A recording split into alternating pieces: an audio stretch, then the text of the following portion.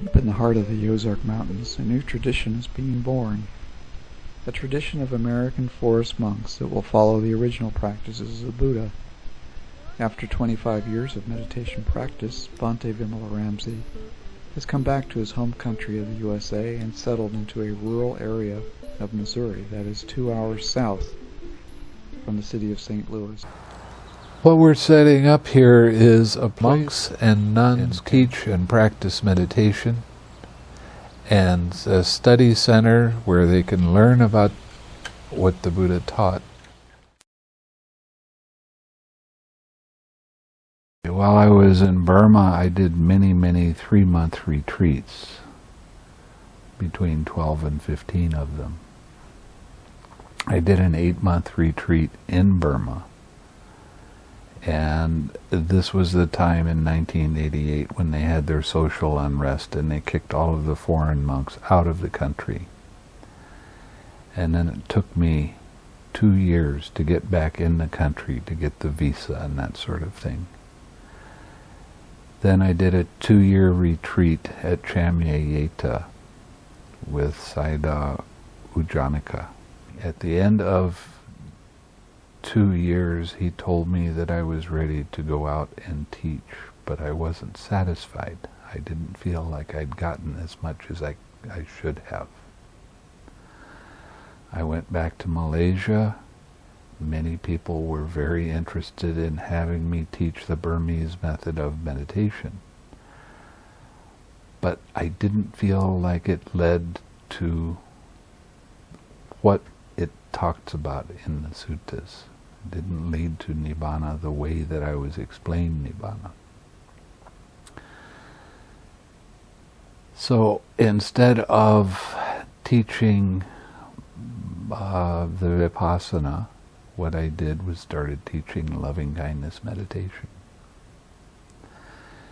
And that became very popular in Malaysia.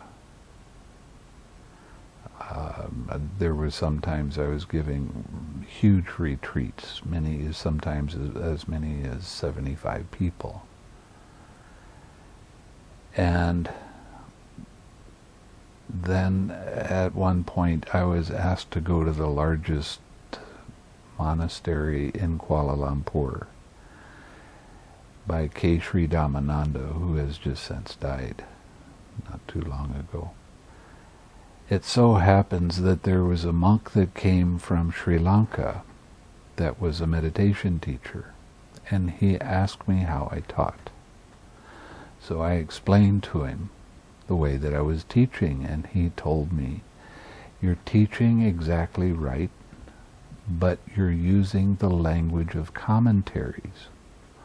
Why don't you put the commentaries down and then go to the suttas and just use your suttas as your guide?" So that's what I did. And as soon as I did that, there were light bulbs going off in my mind. I was understanding everything in the suttas because I didn't have the overlayment of the commentaries to kind of cloud my thinking. Since then, I have developed a way of teaching where I read the sutta so you know that it's not coming from me, and explain what the suttas mean. So this has been a very practical and amazing path that I've been on. I've been a Buddhist for about 40 years, practicing Vipassana meditation for most of that. And then a little over a year ago, I decided to enroll in a retreat that was led by Bhante Vimalaramsi. A friend of mine had recommended that I do such, and it changed my life in wonderful ways. Having been a Buddhist, to really see the Dharma unfold in front of me, practicing this tranquility, insight, meditation was a revelation. And within a few days, I had experienced in meditation what I hadn't been able to do in practicing the straight Vipassana technique for maybe nearly 40 years and in a dozen retreats. So I'm very grateful to Bhante for doing that. And as the retreat went on, I experienced even deeper states of meditation. So what we're trying to do is get back to the original teaching of the Buddha. And the more that I read the suttas to people, the easier they understand. An awful lot of people are looking for a path that they think is very complicated.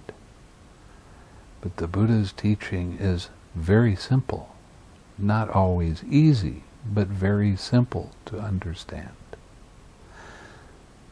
This is the path that does lead to liberation.